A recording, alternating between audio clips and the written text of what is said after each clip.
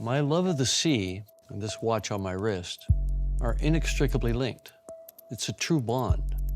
So what drove me, a man who has little attachment to objects of any kind, to desire a uniquely specific timepiece? Well, let me tell you the story. I grew up revering the great ocean explorers, the pioneers, the adventurers committed to advancing our understanding of the planet. I followed their accomplishments, their courage to venture beyond the edge of their lights. I was drawn to the sea. So I learned to dive, hoping that one day I'd be worthy of being one of them. To this select group, a watch is never just a watch. It's a tool. It's one that must endure what they endure, no matter the depths. One that requires absolute precision and an unparalleled robustness. To this handful of exceptional individuals, that watch has a name. It's the Submariner. It's not merely a watch you own. It's a watch you earn.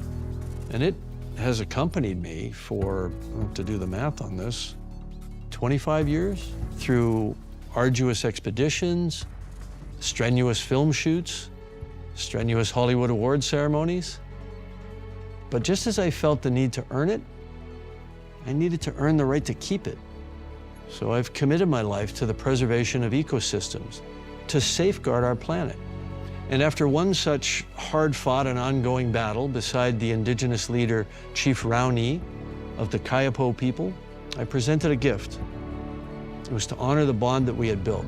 I took my Submariner off my wrist, I put it on his. It was my history embodied, now merged with his. In 2012, this watch on my wrist took a journey with me into the deep.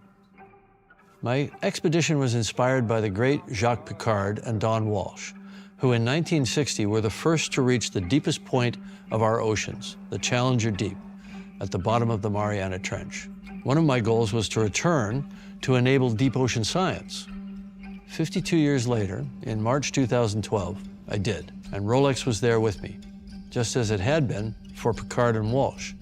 This prototype was designed and built by their engineers, from scratch, in a mere 8 weeks, to follow me to a depth of almost 36,000 feet and face the crushing pressure of 16,000 pounds per square inch. This one was my trusted ally on my wrist, and Rolex also designed one to fit on my submersible's robotic arm. Both the submersible's timepiece and my own had endured through it all, ticking away steadily.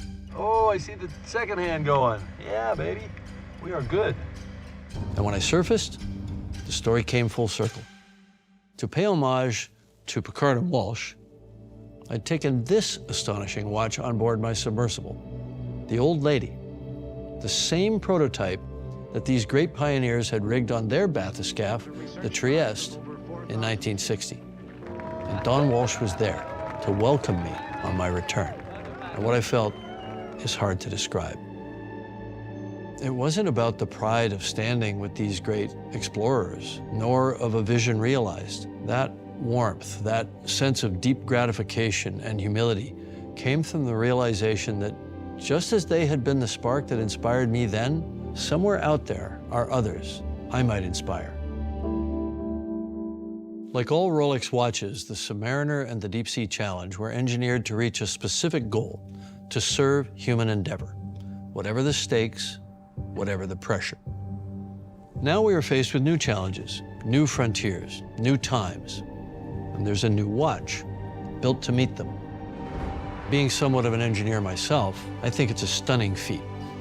The titanium case, the ring lock system, the helium escape valve, and a host of other state-of-the-art watchmaking breakthroughs make this watch the most pressure-resistant ever made.